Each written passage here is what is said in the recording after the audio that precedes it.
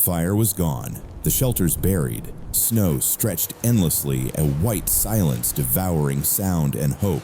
No walls, no warmth, only wind and the will to remain. They had no roofs, no light to chase the storm away, yet they lived. Each breath became a spark, each heartbeat a fire that would not die. They did not fight the winter, they listened to it, and in that listening they endured, because warmth was never only flame, it was faith, it was patience, it was silence, fire, breath, silence. To the people of the northern plains, the Lakota, the Cree, the Blackfeet, winter was not a curse. It was a teacher, a mirror that tested the heart and revealed what truly endures. They did not measure warmth by fire, but by patience. When storms erased the horizon, they found direction in rhythm, the steady beat of life beneath the cold. Every gust carried a lesson: how to move with the wind, how to rest with the earth, how to listen when nothing speaks. Their world was not built against the storm, but within it. Tipis breathed with the weather skins, flexed with the wind, and the people learned that silence was shelter, that faith was warmth. They survived not by fighting the winter, but by remembering what the earth once taught, that to endure the cold, you must become still enough to hear it breathe. Fire, breath, silence. When the fire died, the body became its own hearth. The night pressed close, the wind screamed like a living thing, and yet inside the hides there was breath. There was life. They gathered together, not out of fear, but out of understanding. The buffalo had once carried warmth across the plains, and now its hide carried that same gift into the storm. The people knew this, that warmth could move from creature to creature, from breath to breath, if only they stayed close enough to feel it. They wrapped themselves in tanned hides, oily and supple still, whispering the scent of grass and smoke. Each layer trapped memory, the ghost of summer, the patience of the hunt. Children pressed between elders, their small bodies surrounded by steady heartbeats. Mothers held their infants beneath the folds of fur, their breath rising in rhythm, a quiet music of survival. They slept in circles, their shapes curved like the embers of a forgotten flame. Each exhale met another, each inhale borrowed from the warmth nearby. The air shimmered between them, a space alive with exchange, not heat from wood, but warmth born of will. They learned that a heartbeat can be shelter, that patience itself can be fire. Outside, the snow buried every sound. The wind tore across the plains without mercy, but within those hides, time slowed to the pace of breathing. They endured by rhythm, a steady pulse shared by many hearts. No one spoke. Words would have broken the stillness, and stillness was their shield. They listened to the sound of the storm and matched its tempo. The storm exhaled. They inhaled. Balance was found not in defiance, but in harmony. They did not fight the winter. They waited with it. And in that waiting, they lived, because warmth was never a thing to build. It was something to remember, something that lived in the body, in the closeness between souls, in the patience of breath shared through darkness. When the world froze around them, their circle remained alive, a single glowing pulse in the endless white. Fire, breath, silence. They hid inside what others feared, the snow itself. When the storm howled across the plains and the wind tore the breath from the air, they turned toward the cold and stepped into its silence. They dug not to escape, but to understand. Snow, they knew, was not only death, it was protection, a paradox written by the earth. Each handful carved from the drift was a lesson in patience. The deeper they went, the warmer it became. The storm raged above, but below there was calm. A hollow of stillness, a pocket of quiet light. They shaped the walls with care, packing snow tight as stone. Inside, the air thick and soft, breath warmed alive. Their bodies glowed faintly in the dimness, their voices little more than whispers. Even the candle flame flickered slow, as if afraid to disturb the peace. The storm screamed, but could not enter. To them, this was not hiding. It was listening. Each breath measured, each movement deliberate. They learned that cold was not the enemy, but the balance that held life in its hand. Outside, the wind destroyed everything in its path. Inside, silence rebuilt it. The cold became a teacher. The storm became a shield. The snow, once feared, became the safest place to rest. When dawn broke, they emerged into a pale world reborn. The drifts they had entered as prisoners now stood behind them like guardians. They bowed their heads to the horizon, giving thanks to what had protected them. Because survival was never about resistance. It was about understanding. They didn't conquer the cold. They became part of it. And in that belonging, they lived. Fire, breath, silence. Heat rises, but warmth begins below. When the fires were gone and the wind carried the last ember into the dark, they turned to the earth itself, frozen silent, but never dead. The Pawnee understood the language of the ground. Beneath the frost, beneath the crust of stone and time, the earth still breathed slowly, deeply, patiently. There was warmth there, not blazing like flame, but steady, hidden kind. They listened, and they built upon that breath. Before the cold arrived, they prepared the earth as ally. Willow branches woven into thick mats laid across the frozen floor like a promise. Over them, layers of dry grass, light but hollow, each stalk holding air like a vessel of life. Above it all, heavy buffalo hides, dense with history, soft with memory, their weight pressing calm into the ground. Together, these layers created a miracle of patience. The air trapped between them stood still, and in stillness, warmth was born. When night came, families lay close upon this living floor. They could feel the slow pulse of the earth beneath their bones, a rhythm old as the sky. The warmth rose quietly through the layers, not fierce, not sudden, but constant. The earth did not hurry.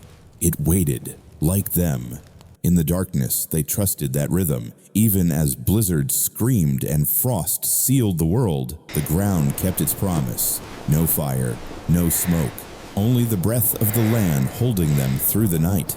They called it the still warmth, a gift of patience and listening. Because survival to them was never defiance, it was conversation. They believed warmth came not from fighting the cold, but from honoring where life begins from below, from within, from the earth that remembers. They did not see the ground as cold stone. They saw it as memory, a place that once carried the summer sun and now carried them.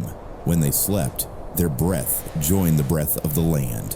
And in that unity they endured. To rest upon the earth was not surrender. It was trust. It was belonging. And as the storm raged above, the earth whispered softly beneath them, "I will hold your sleep." Fire, breath, silence. When breath slowed, the body endured. Out on the white plains where wind erased every track of man, stillness became the only fire left to hold. Hunters caught in the blizzard learned a strange truth that life could be extended not by running, but by pausing. The elders had taught them this long ago. When the storm takes your fire, keep the flame inside your breath. So they stopped moving.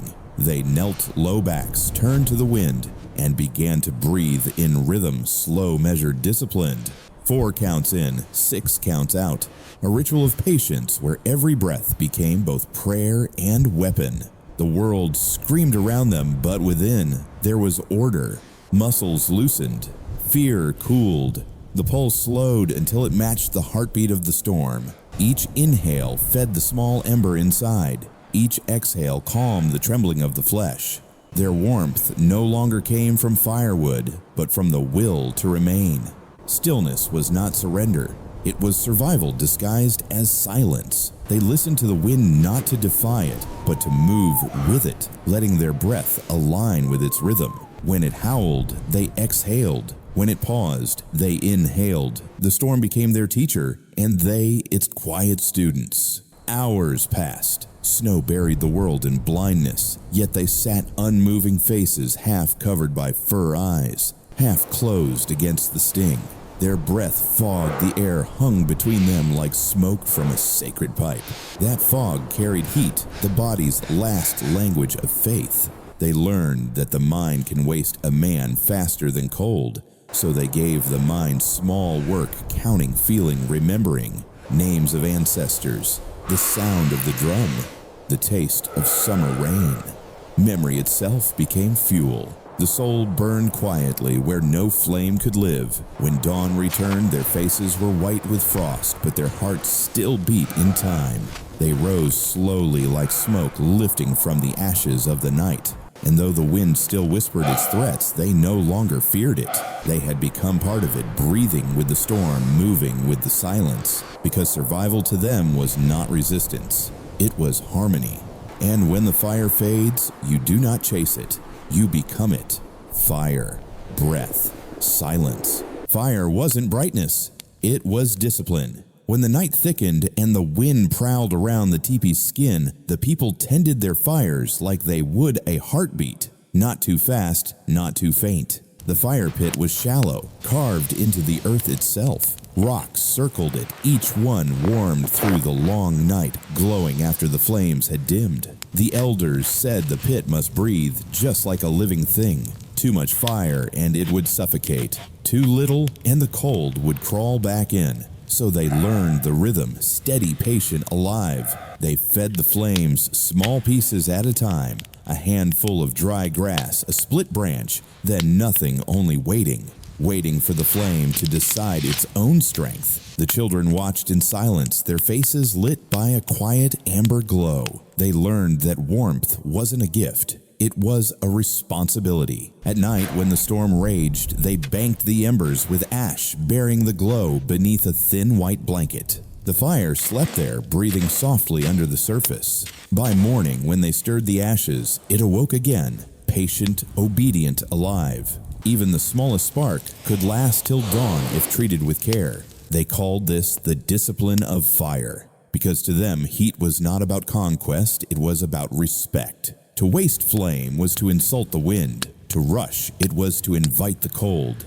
Everything in nature had rhythm, the storm, the fire, the breath. To live was to listen to all three. They believed fire had a soul. It demanded attention, not worship.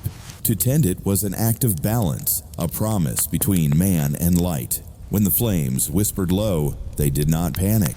They listened, because even silence glowed if one knew how to see. By dawn, the embers spoke again, softly cracking under new wood. The teepee filled with warmth, not heat, but harmony. Children stirred, elders smiled without words, and the air itself seemed to breathe. Because warmth to them was never fire alone. It was rhythm. It was patience. It was life moving in quiet balance. Fire, breath, silence. They endured not because they fought the storm, but because they moved with it. Every fire, every breath, every silence, a thread in the same rhythm of life. The storm was never the enemy. It was the mirror. In its voice, they heard their own. In its cold, they found the warmth they carried. Discipline had become devotion, patience their shelter, stillness their song. To survive was not to conquer, but to remember. That warmth begins where fear ends. That harmony is the truest strength. The storm would always return, but so would they, with quieter hearts and steadier breath. Because when the wind calls, they do not hide. They listen. And in listening, they become the calm within the storm. Fire, breath, silence. Stay by the fire. The fire was gone, the shelters buried. Yet warmth remained in breath, in patience, in memory. The storm had passed, leaving the plains washed in silver quiet. Footprints stretched toward the rising sun, small signs that life had endured the long night. No smoke, no glow. Only the slow pulse of the earth still breathing beneath the frost. They gathered the ashes not as loss, but as memory. Every ember a lesson, every silence a promise. Because the warmth they carried was never the fire itself. It was the will to keep glowing even after the light was gone. When the fire fades, you do not chase it. You become it. Fire, breath, silence. Stay by the fire.